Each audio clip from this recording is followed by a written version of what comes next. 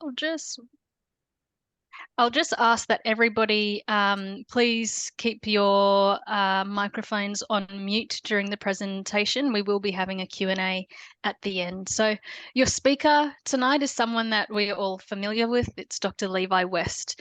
Dr. West is a lecturer in terrorism studies here with us at AGSPS.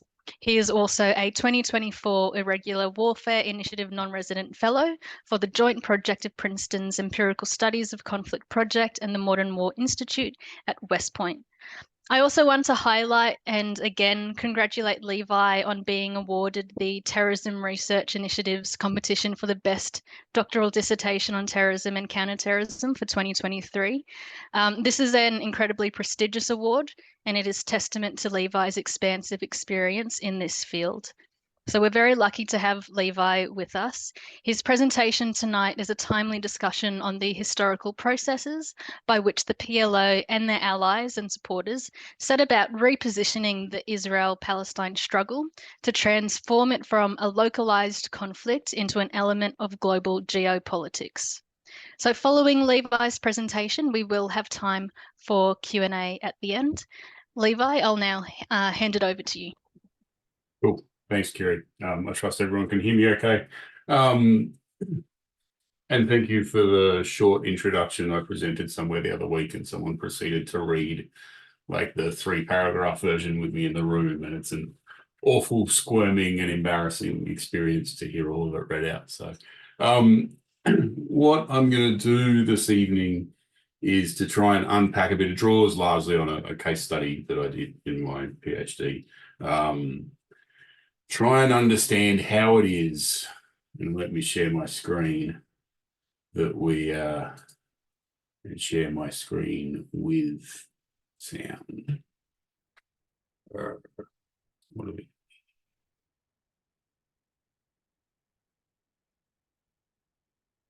Share sound. Okay. All right. Is to I trust everyone can see the presentation. Is to work out how it is that we got to this point, right?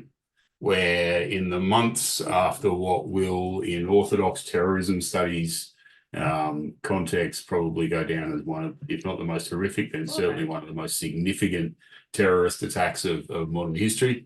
That in the months following on from that incident, we find ourselves watching tens of thousands. I'll brush your hair, but I'm not curling it. Because I asked you 6 times to get dressed, and I told you you needed to get dressed, and then I would do your hair. There we go. It's all right. Then we find ourselves with tens of thousands, and in some cases hundreds of thousands of people marching in support of a cause that, although it sits somewhat separate from the acts of Hamas on October the 7th and the other various manifestations of terrorism that have occurred in the name of Palestinian liberation, we see a manifestation of something that we certainly didn't see in relation to Al-Qaeda or Islamic State. We didn't see tens of thousands of people marching in London in agreement with their political critique of American foreign policy, because the violence that they engaged in meant that the discussion largely got squeezed out of as sort of civilized discourse. And even people who did agree with that political critique that informs jihadism tended to not really be comfortable with the idea of protesting in the days after significant terrorist attacks in Western countries. So drawing on some of the historical work that I did in my case, in the case study in my thesis, I want to try and tease out how exactly it is that we got here. And if I can just get my presentation to go and present them, then I'll be happy. Yes, excellent. All right.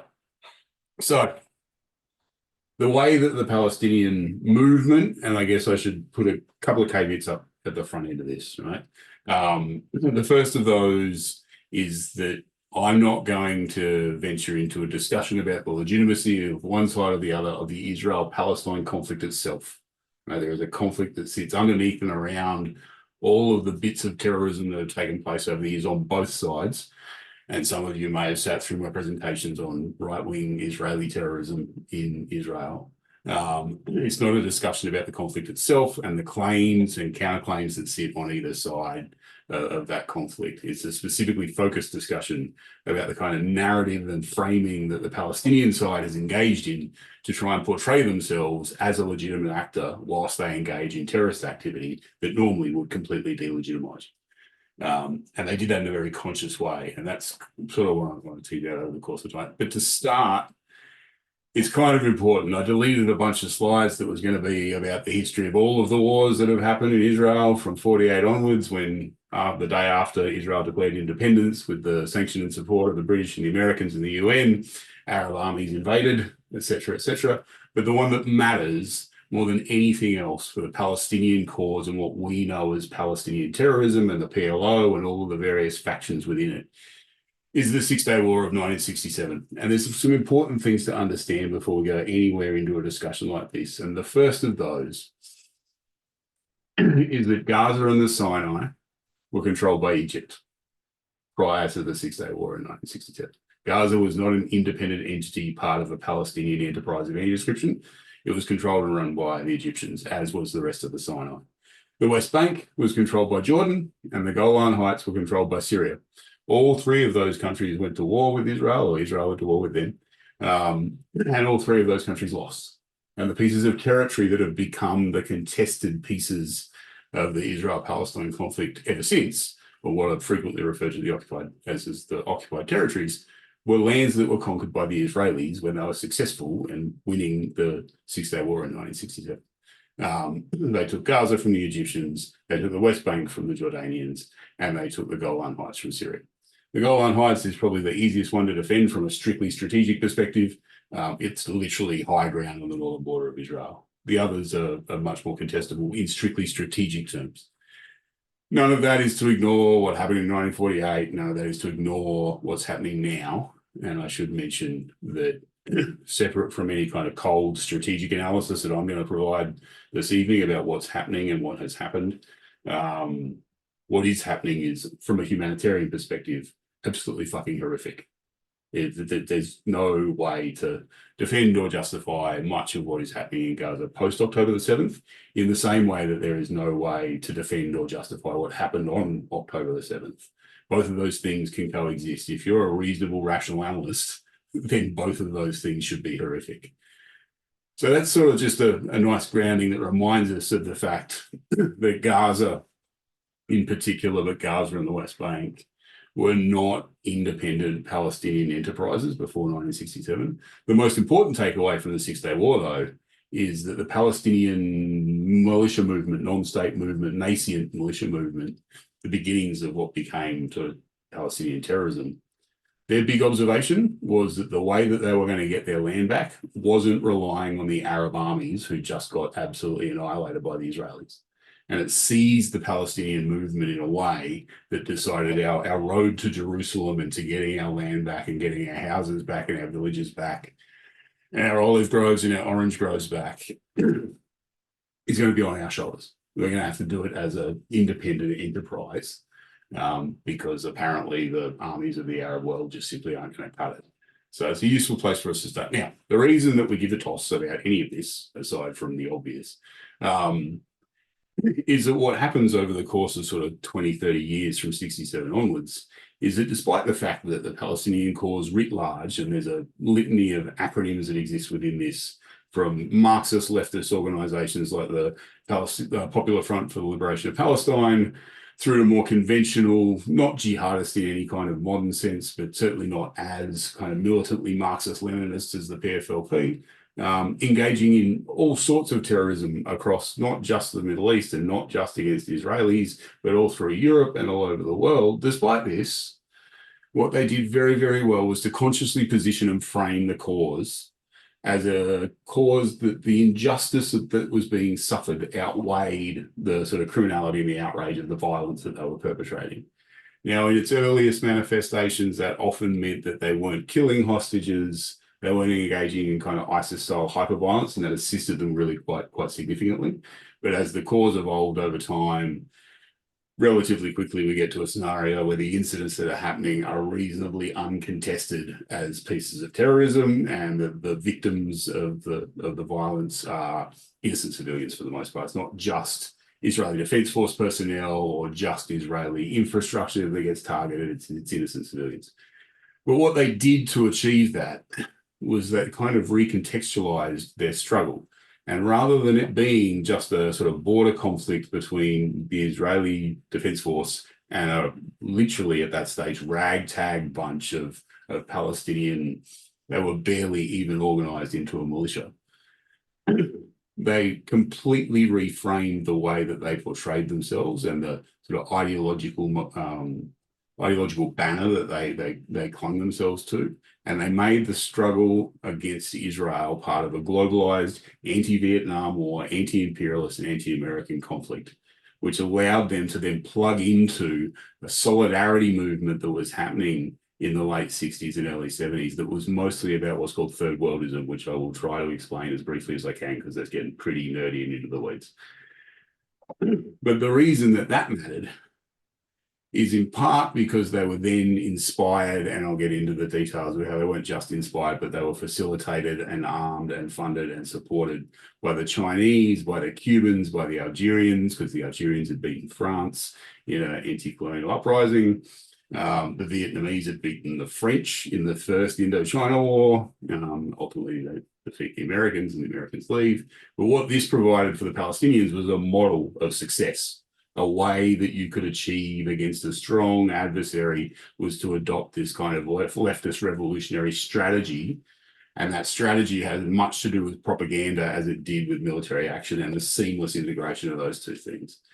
Ultimately, in the fullness of time, these ideas come to animate groups like the Weather Underground in the United States, the Baader-Meinhof Gang, or the Red Army faction, as they're otherwise known in Germany, who are active supporters who went as far as trundling off to Palestine to train with the PLO. If you've seen the Baader-Meinhof complex film, then the portrayal of that particular adventure is somewhat comical. The true version is pretty close to what's in the Baader-Meinhof complex, where a bunch of urban leftist intellectual wannabe, well, not wannabe revolutionaries, but revolutionaries wind up in Palestine and forget the fact that it's hot, that the women and the men are not going to be bunking together despite their belief in the sexual revolution that went along with their version of leftist anti-imperialist ideas, and groups like the Black Panthers, amongst others. The reason that matters today is because it's that frame and the legacy of that frame that's what has bought and created the space, the political space and the rhetorical space, to enable people all across the Western world to express sympathy for the Palestinian cause in response to what happened on October the 7th, in a way that is really quite a fascinating turn of events, and in a course of events that is a horrible sort of instance of the way that history tends to not repeat itself but rhyme. It was 2 years just about after the Munich massacre in 1972 that Yasser Arafat was invited to speak at the UN General Assembly, where he threatened the UN General Assembly, and I'll play you a video at the end of this. It's been 8 months or whatever it is since October the 7th, and last week, whatever it was, the United Nations voted in support of Palestine advising the Security Council that they should make Palestine a member of the United Nations. Now, regardless of what one thinks of whether they should or shouldn't be a member of the United Nations or any of those bits and pieces, the fact that in both cases, the only reason people are protesting on university campuses in the United States and in Australia about Palestine right now is because of the horrific terrorist attack on October the 7th. Because prior to that, they were busy not protesting about Gaza.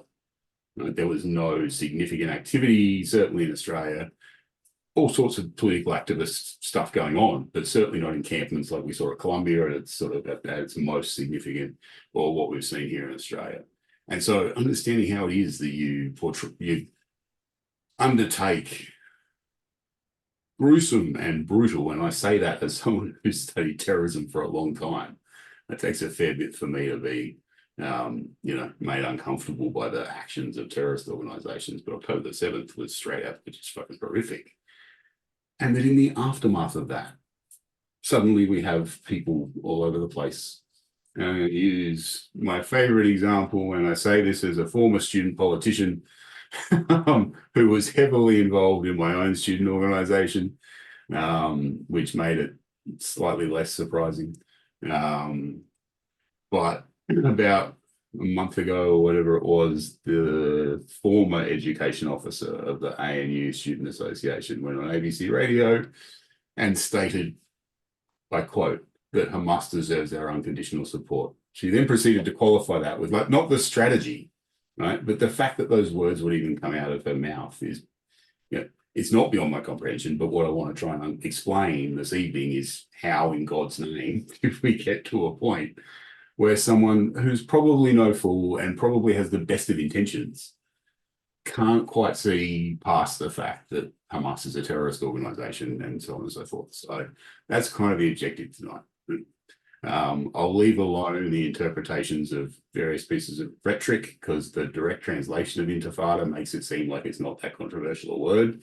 But if you read the Wikipedia page on the second intifada and all the suicide bombings, that Hamas kind of was like the third largest perpetrator of suicide bombings in the world, then intifada has a whole actual meaning that's conceptual rather than dictionary oriented. But mass protests in support of it.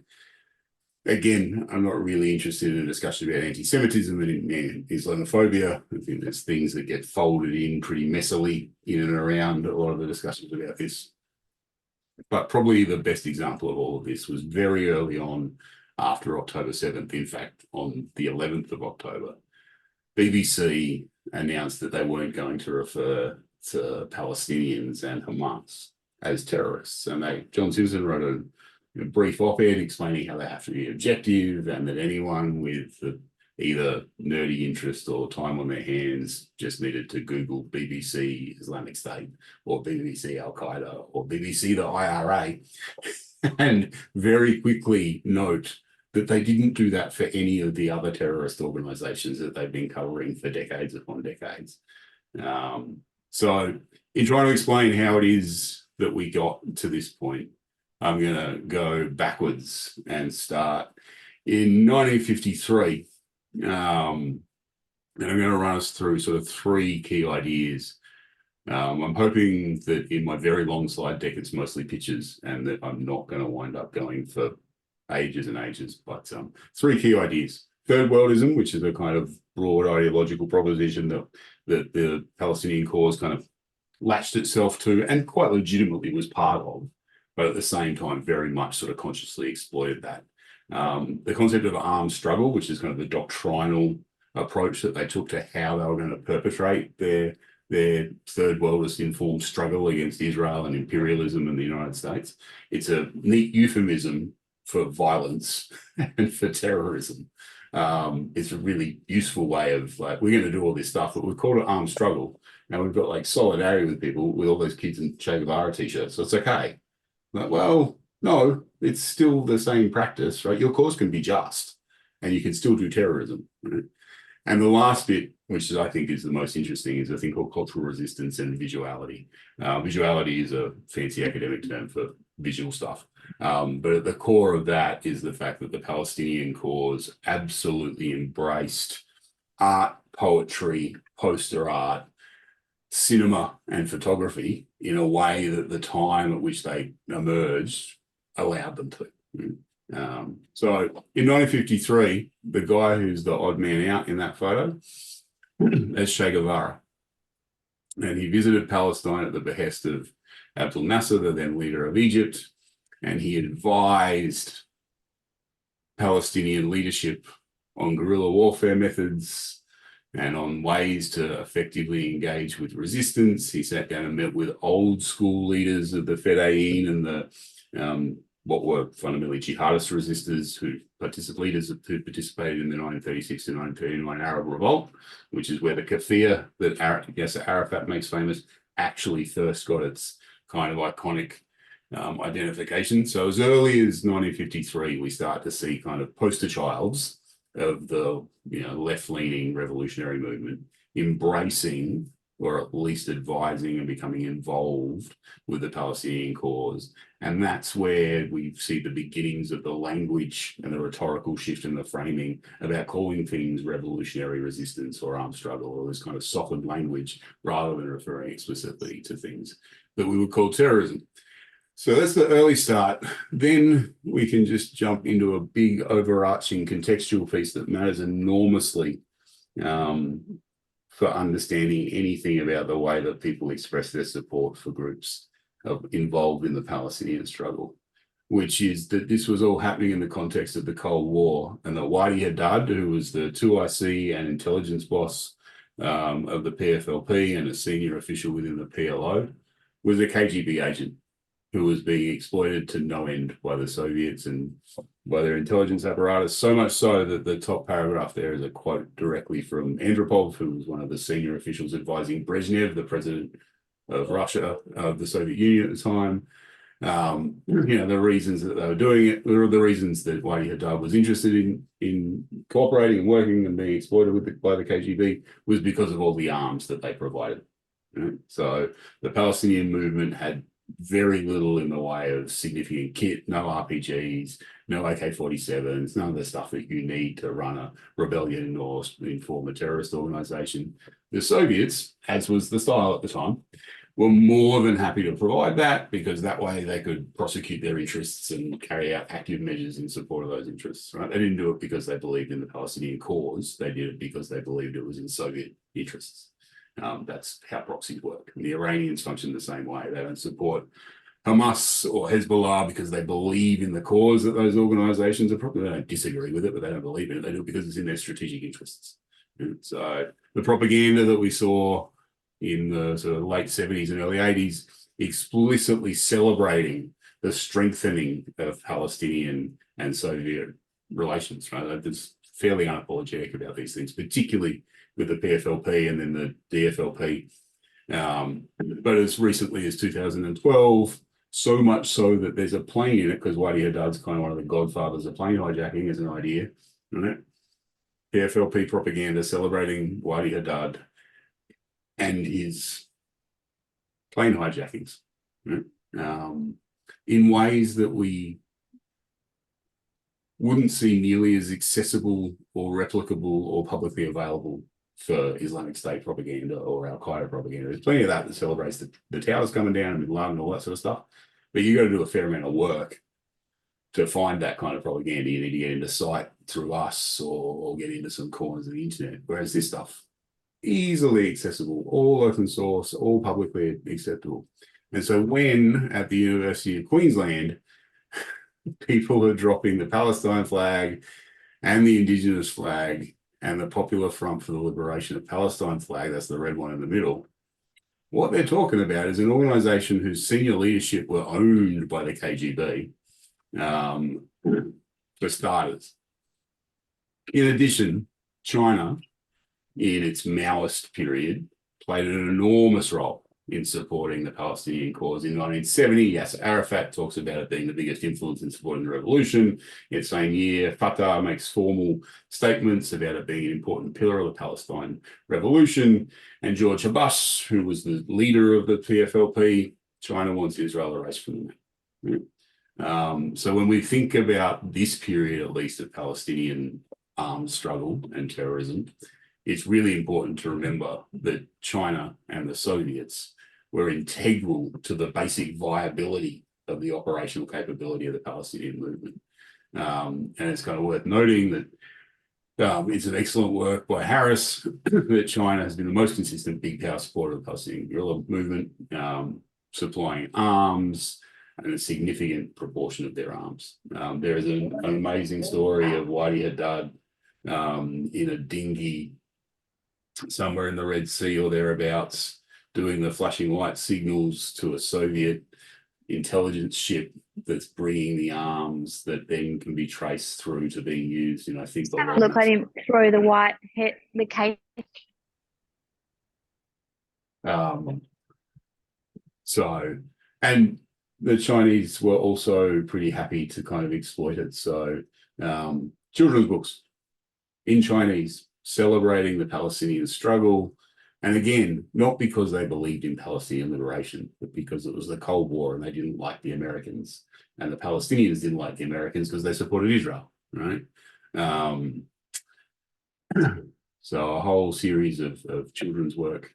In addition, the Chinese were producing litanies of this stuff, not just in support of the Palestinians. The Chinese were well known for translating not just Mao's Little Red Book, but a lot of Mao's strategic thought into various languages and shipping that content out into third world countries where they were supporting struggles.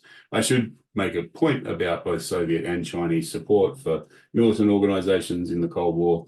It was mostly not decisive. Right? It happened and it was significant and they were all cooperating together, but for the most part, it didn't suddenly mean that the Palestinian cause or the Sandinistas in Nicaragua like won their struggle. It meant that they were a bit better off. But we know all of this to be true because there's propaganda evidence, because the Palestinians did one thing incredibly well, and that was to produce bucket loads of propaganda. So Palestinian fighters in the occupied territories studying Mao's Little Red Book, in scenes that look like you'd scripted them and choreographed them for a film, right? Like the keffiyeh with just the eyes showing is probably one of the most iconic images of the modern, or certainly the 20th century. We can trace all of this back, right? It starts in January of 1965. An organization called Al-Asifa, or the Storm, which is the militant wing of Fatah, which goes on to become the dominant faction of the PLO, tries to undertake its first attack. It's mostly a catastrophic failure. There's varying versions of the story of what actually happened. But for the most part, they tried to blow up a water pump in Israel, and most of the people involved either got arrested or the devices didn't detonate, didn't matter. None of that mattered because what they did on January 1st, 1965 was to release the communique to tell everyone about what they'd done, even though what had happened was largely an operational failure. And that's a pretty standard terrorist activity, right? Like it doesn't need to have been strategically effective. It doesn't need to have been what you planned to do, because if you release the propaganda, most of the people who are consuming the propaganda don't have any kind of reference point for whether or not X happened, Y happened, or nothing happened, right? So they did. They produced a overblown communique, and it's around this time we start to see the beginnings of the kind of iconic representations of the struggle, right? Of the noble Palestinian militant with his keffiyeh and his AK and his Palestinian flag fighting to return to his homeland. It began as a pretty amateur hour kind of enterprise. It was very small numbers of people. I should note that those of you who studied jihadist terrorism with us and are familiar with Abdullah Azzam, he kind of cut his militant teeth hanging out with Palestinian, early day Palestinian terrorist organizations, a Palestinian scholar. But their communique is explicit, right? What they were trying to do was bring world attention to the rights of the dispossessed, uprooted and displaced Palestinian people. This is from the communique, reprinted in the Freedom Fighters document, which again is reshaping and reorientating the perception of what they're doing. And the first bullet point of their strategy is about awareness at the international level, right? And I hope that most of you understand the basic premise of terrorism itself, which is do violence, demand press coverage, make the world pay attention to your politics that they otherwise don't care about, right? Palestinians didn't invent it, but they did an amazing job of leveraging the changed media environment and both their own media capabilities and then understanding and exploiting the media environment that they were operating in. They went on to talk further and reproduce in like, this is revolution until victory is like probably one of the best lines that they ever came up with. The perpetual silhouetted AK-47s. And again, what they were seeking to do, reiterate to the world at large that we didn't die, armed revolution's our only way, and our solidarity with the forces of liberation all over the world. When Abu Ayyad, who was the intelligence chief of the PLO and Yasser Arafat's 2IC, wrote his book, reflecting on his time as a senior terrorist, I think we can just say that. He reflected back on this period of time and spoke fairly openly about we wanted to mount a spectacular operation. It took them a while to get to the spectacular operations that would arrest the attention of the world public opinion. One of the very early developments that the Palestinian movement broader militant movement engaged in was embracing the establishment of a photography department and deploying photographers on operations, and then holding exhibitions of those photographs, celebrating things like the Battle of Al Qarema, which is the sort of mythologized battle on both sides of the conflict, where if you were to ask Israelis, they'd say that they slaughtered heaps of Palestinians and they were all militants and it was full of militant training camps. And if you ask the Palestinian side of the equation, they would inform you that it was a noble battle where we had many martyrs and we fought to the end and the Israelis retreated. And somewhere in between that is a photograph exhibition celebrating the battle.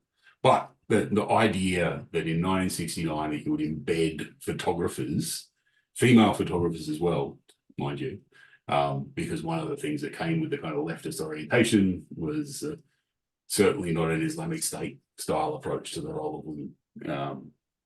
Not just photographic exhibitions, but video camera work. The Palestinian movement and the PFLP in particular had a deep commitment to the idea of what's known as third wave cinema, third cinema or third world cinema. If any of you have seen, and I don't think we've actually ever screened it, but if any of you have ever seen Battle of Algiers, which is sort of the required long but phenomenal documentary-ish film about literally the Battle of Algiers, that is the iconic piece of third world cinema, right, that came out of this period of time. The Palestinians were doing the same thing. They established the Palestinian cinema unit, whose job was to go out on operations with old school video cameras and film content, but not just to do that, also to continue to go and film. One of the dilemmas that the Palestinian cause had was that it needed to try and capture and retell its kind of cultural story, right? Because it didn't exist as an enterprise in their view once Israel was established, it became necessary for them to go and film footage in refugee camps, film women engaged in traditional cultural practices so that there was some kind of record of it, at the same time creating propaganda that could inspire people to be part of the broader movement. But fairly quickly through that photography and cinematic depiction, the image of a Palestinian fighter and his kafir became even more central than the earlier sort of wood carving style images that I showed you before, right? There's sort of a particular representation of their struggle that becomes deeply embedded in any kind of portrayal. And that the way that they thought about cinema was that this was as much a part of the revolution as any kind of military activity was ever going to be. And the quote from the PFLP's formal document called The Cinema and the Revolution is that people need to be trained to use the camera side by side with the rifle in the battle for liberation. This is the PFLP's document, Cinema and Revolution, right? With an English version and a French version in the original, right? Where literally, right? Yeah, cool. The AKs are important, but unless we can tell a story and a narrative and build an idea that this can all hang off of, that makes it all justified, and then can buy us solidarity with other parts of the world who will get on board with it, and we're not going to get anywhere. So I won't play you the old black and white footage from Al Fatah, Palestine, but it's everything that ISIS ends up doing. It's footage from operations, it's footage from training camps, it's footage from refugee camps, it's long-winded rants from Yasser Arafat, right? So pretty, right? Production value is obviously of its time. It wasn't just that they were interested in the Palestinian cause. They very much had commitments to the struggles in Vietnam, in South Africa, in Bolivia, which is where Che Guevara ultimately ended up dying. But the thing that really begins to move the struggle as a whole, and it's probably the most, I think, sort of interesting and iconic piece of the entire story, is in 1970, Yasser Arafat led a delegation of senior Palestinian officials to China first, where he was met with full diplomatic honors and all the fanfare that comes with it. And then he went to Hanoi and he met with a guy by the name of Vo Nguyen Giap. Vo Nguyen Giap, if you know your way around revolutionary warfare theory, is like the godfather, strategic godfather of the Viet Cong and one of the world's premier theorists of guerrilla warfare. And his advice to Yasser Arafat was to stop talking about annihilating Israel and instead turn your terror war into a struggle for human rights. Then you will have the American people eating out of your hand. And that advice literally gets operationalized through propaganda over the course of the next 30 years. He also identified the sort of solidarity between the two with a great line about how they have much in common, just like two people suffering from the same illness. Right? And then the first bits of propaganda in 1970, which are exceptional, right? And just exceptional pieces of propaganda about solidarity, leveraging on the general perception around the world at the time that the Vietnamese were getting deeply unfairly treated, which is a fairly legitimate view about the Vietnam War, and then trying to pick solidarity and sympathy off of that struggle, off of the same audiences who were offering support and sympathy for the Vietnamese. And then came to, you see it in English language stuff, right? The Socialist Youth Alliance, that's not in Ramallah. And it's not in Hanoi, that's in London. Right? But even in London, the same imagery, right? Iconic image of the Palestinian fighter. More and more of it. Fatah runs hard with it. The other folk that they were hanging out with was Castro in Cuba. So the Cuban regime was providing supplies and training facilities. I should say too that after that meeting with GIAP, some of the first formal training arrangements happened where Palestinian fighters went to Vietnam and were trained in guerrilla warfare. This begins to happen right through the Eastern Bloc once the Soviets get involved. So there is a whole body of documentation that details all the training courses that happened all through Eastern Europe, all the Soviet states in Eastern Europe. And then again, representative propaganda, Castro and Arafat, hand in hand, same struggle, same enemy. So all of this happens in the context of a thing called Third Worldism, which I will explain fairly simply as being a kind of ideological revolutionary movement that encompassed everything from making movies to terrorism and everything in between, and was anchored in what used to be referred to as the Third World. I think nowadays we would call it the Global South. In its proper sense, what it was it objected as much to the capitalist West as it did to the Soviet East. And the Third World, in their view, was meant to be that there was a better way to do things. For the most part, what it really was an anti-colonial movement. A bunch of revolutionary movements who quite rightly kind of wanted their colonial masters to fuck off. It's a reasonable proposition. The irony in all of that is that that's kind of the same idea that the Jews in British Mandate Palestine subscribed to when they fought off the colonial yoke of the British Mandate in Palestine. They were anti-colonialists too. I don't want to spend too much time going through Third Worldism. It's pretty deep into the weeds. The important thing to understand is that it's not just about revolutionary military strategy. It was an all-encompassing revolutionary strategy that was as much about cinema and as much about art and culture as it was anything else. To give you a bit of an idea of what was happening at the time, right? Ho Chi Minh declared independence in Vietnam in 1945. That starts the First Indochina War. India, Pakistan, Israel, Malaysian emergency, Sri Lanka, the Dutch leave Indo, right? Chinese Communist Revolution, uprisings in Kenya, the French lose in Vietnam, the Algerian War starts. We don't need to talk about Bandung conferences. But Ghana declares independence, the Cuban Revolution wins, the Algerians defeat the French, or rather the French lose to the Algerians, is probably a better way to put that.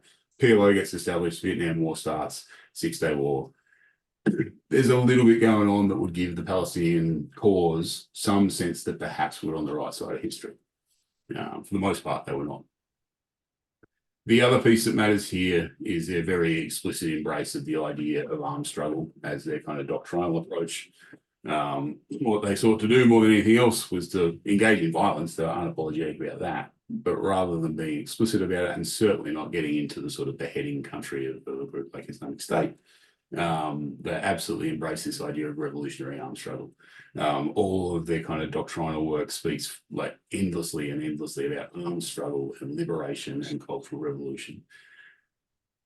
Perhaps one of the most influential and important people in the entire course of this movement was a guy by the name of Ghassan Kanafani. He was an author and a poet and an artist. He was ultimately killed by the Israelis in his obituary in the Lebanon Star.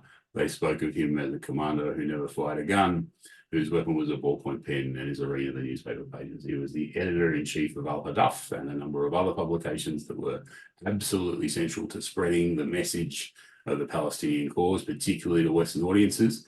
And to give you a bit of an idea of how his politics worked, that's his office in Beirut.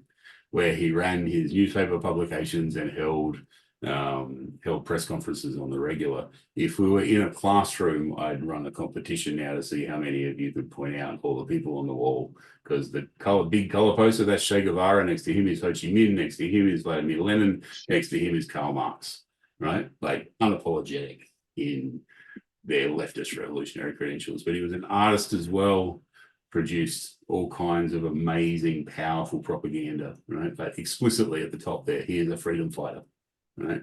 And as much as I love live discussions about one man's terrorist being another man's freedom fighter, it's certainly the angle that I'd be running.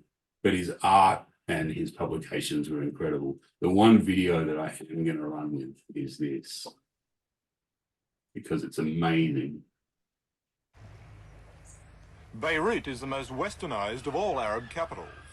The evidence of the French colonial period here is as stark as it is in Quebec. In the days of the French, Beirut was a Mediterranean tourist paradise. Still, there are traces of this slowly disappearing past splendor. But as surely as the Middle East turmoil keeps away the tourists, it keeps away the business too, especially the banking business that had made Beirut the financial capital of the Middle East. Now the Lebanese army has tanks and armoured cars permanently stationed on the footpaths outside all bank buildings in the capital. Taking the place of the timid business executive, in Beirut a new business has developed. Revolution. Palestinian revolution. Palestinian guerrillas in Beirut are not like the Viet Cong. Here they're in no way illicit. They're totally legitimate. In Beirut's main street, the biggest guerrilla movement has a 3-story office building complete with all amenities. It's as modern as any in Sydney.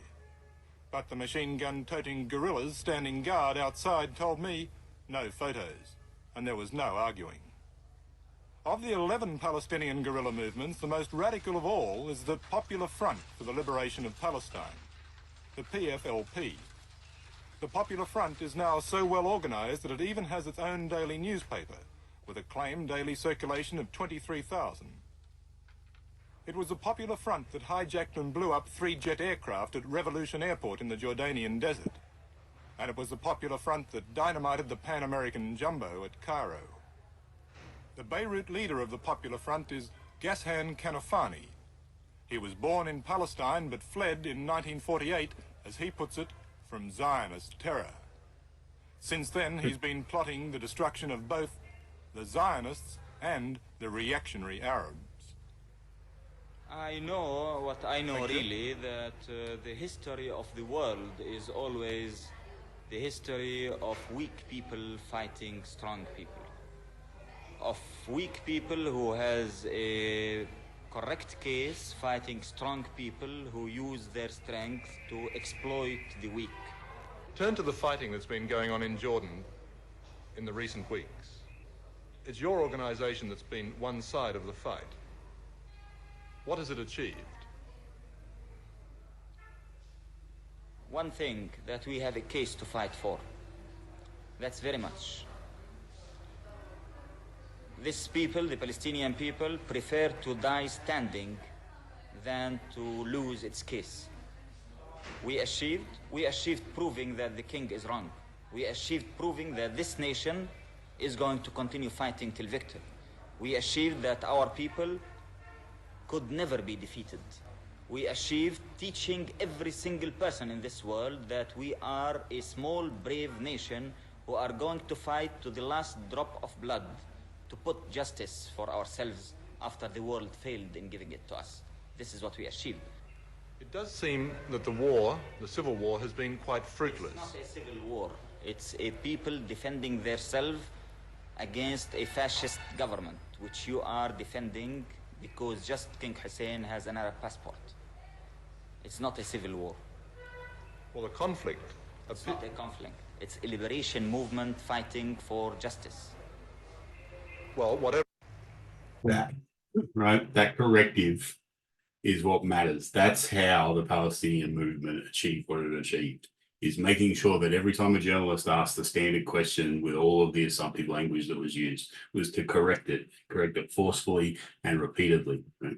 It's not a conflict. No, it's not. It doesn't, it matters what you call these things. And by doing that over and over and over again, they've embedded that particular frame, and they did it so effectively that when they began to engage in aviation terrorism, and that's aviation terrorism in the broad sense, because it wasn't just plane hijackings, it expanded out into attacking El Al offices in Europe, El Al check-in counters at airports in Europe. It was about aviation as an entire enterprise rather than just planes and just plane hijackings. But what they knew was that it didn't really matter whether the public opinion was positive or negative. It forced the issue into the discourse, right? It disrupted conventional narratives and forced everyone to talk about an issue that, frankly, no one really gave a toss about. And whether or not that achieved your ultimate strategic objectives or not didn't really matter. What you could do is you could fundamentally internationalize your operations. So for those of you not familiar, Operation Revolution Airport, which was their name for what happened in Dawson's Field, involved hijacking 2 flights, one out of Frankfurt, one out of Zurich, and then what was supposed to be a flight out of London. I'll show you Leila Khalid. You should be familiar with her if you've been hanging around the program for a while. But Leila Khalid becomes like the poster woman of the Palestinian militant movement. Her and her offsider, who was a Sandinista from Nicaragua, but out of solidarity came and tried to hijack a plane with her. They got denied. But as airport security functioned at the time, they just went and hijacked a different plane because that was the thing that you could do. Another plane a couple of days later gets hijacked by another sympathizer for the cause. All these planes wind up at an abandoned British airfield in Jordan. What happens over the course of that operation is that there is a team who drive into Amman to the hotel where all the journalists hang out and bring all the journalists out to the airport so that they can take footage. One gets to hang around close up, and that's where the video footage comes from and the iconic photo. There's no one on board. They've taken all the hostages off the plane. While it's all happening, Kanafani and his offsider sitting in his office holding press conferences talking about it, not being arrested, right? Not being shot. To be fair, it's in southern Lebanon, or in Beirut rather. That doesn't last forever. The PLO is summarily booted from Lebanon. But at the time, press conferences, right, to talk about and frame in the process the kind of terrorism that was being engaged in. Again, when their senior members look back on the operations, what they've learnt was some big things. One was about the value of Western prisoners as leverage, right? But once they had Brits, Americans, Israeli prisoners wasn't cutting it for the rest of the world. But once they had hostages that were British and American, the British released Leila Khalid from prison in London, right? Out on the end of this operation. Propaganda to celebrate Patrick Arguello, who was a Nicaraguan Sandinista, who died. And then this, right, the iconic image of Leila Khalid, who becomes the poster child. There's still a mural of her on the wall in the West Bank.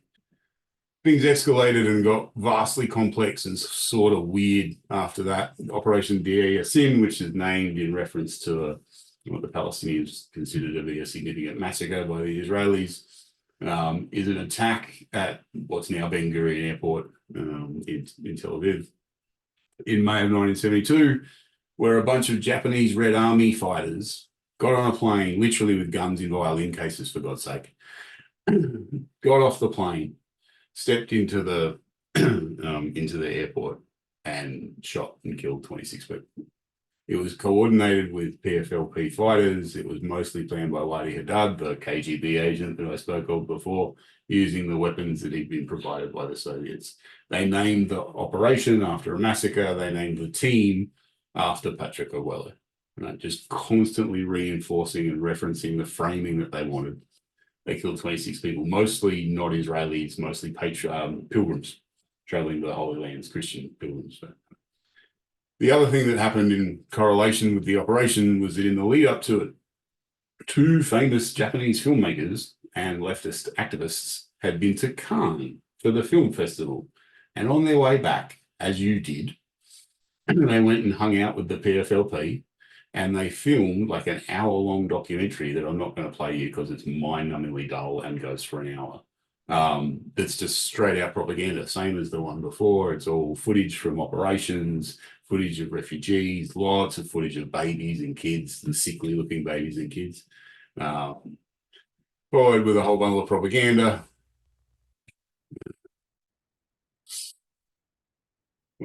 There we go, right? Magic. It's an awesome poster. Right? If what you're trying to do is to get young, dissatisfied, I don't want to go to Vietnam, leftist revolutionaries to get onto your cause, it makes the front page of Kanafani's newspaper with photos of a couple of the fighters who were involved in it. One of the guys gets prosecuted through the Israeli courts. He winds up being sent to prison. That's him incarcerated in an Israeli prison, surrounded with solidarity by all of these fellow Palestinian struggle fighters. They knew it. They knew that it worked, right? The Japanese Red Army folk knew it. The only way to achieve anything was to shock the world, right? Without shocking the world, they just keep doing what they do. It all culminates more than anything else with Munich in 1972. Propaganda to celebrate what they did in 1972 at the Munich massacre. Few little bits and pieces that are useful for understanding how much on point they were and what they were doing. It was 1968 when the US put up its first live television broadcast satellite. It enabled the Munich Olympics by 1972 to be broadcast live. In the intervening years, the public becomes used to the idea of news and events happening on the other side of the world and being able to see it. So when Munich happens, there's a bunch of TV producers who've been doing things long enough to know that we're just going to keep filming. We are going to just keep broadcasting. This is an amazing event. No one went like, maybe we should turn the not films. The best thing to understand about Munich is, for the longest time, Black September was considered to be an independent organization that had no ties to the PLO. But again, Yasser Arafat's 2IC in his book, straight out. Of course, they were part of the PLO. And of course, Yasser Arafat knew all about Munich. But the calculus that they knew, Abu Daoud did press, because he was still alive when the Eric Bana, Steven Spielberg film of Munich came out. Abu Daoud went on the speaking tour in different parts of the world to where Steven Spielberg and Eric Bana were doing it, but still.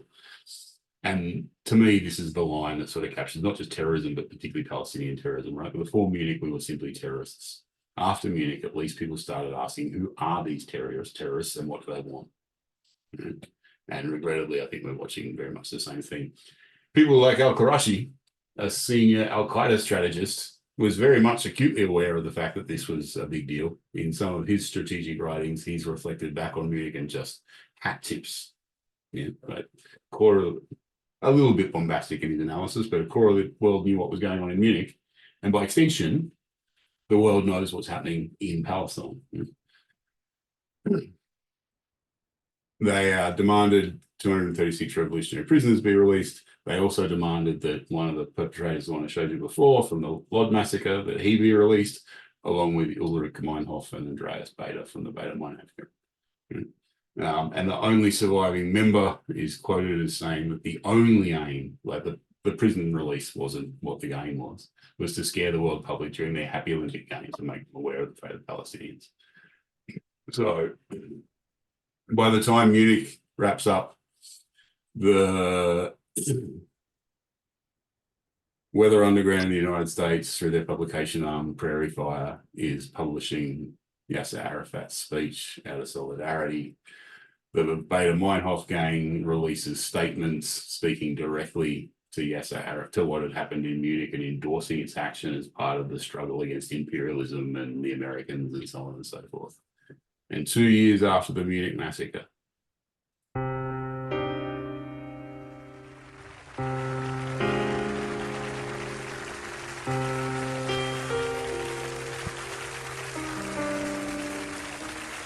لقد جئتكم يا سيادة الرئيس بغصن الزيتون في يدي وببندقية الثائر في يدي فلا تسقط الغصن الأخضر من يدي لا تسقط الغصن الأخضر من يدي لا تسقط الغصن الأخضر من يدي. A year later, Yasser Arafat threatens the General Assembly, which is what he just did then. I come to you with a gun and an offer, and if you don't take the offer, right, threatens the General Assembly. And then a week ago, same General Assembly voted significantly in favour of the Security Council making Palestine the state of Palestine, which, without getting into very controversial bits of the Israel-Palestine conflict, I just can't put my head around, because there's no state to become a member of the United Nations. And so that's how we got here, right? It's an amazing piece of intentional propagandistic framing and narrative development across not just military, not just propaganda, but then in the way that they did certainly their early military operations, that enabled them to buy themselves a body of kind of legitimacy, or a perception of legitimacy, and that then in turn created space for people to sort of nuance between, look, I don't support what happened in the attack, but like the struggle is real and really important. And in my view, that has had and continues to have an enormous impact on the way that the aftermath of October 7th has been reported on and been treated, and the way that the politics of that is playing out, and the way the politicians are responding to it as well.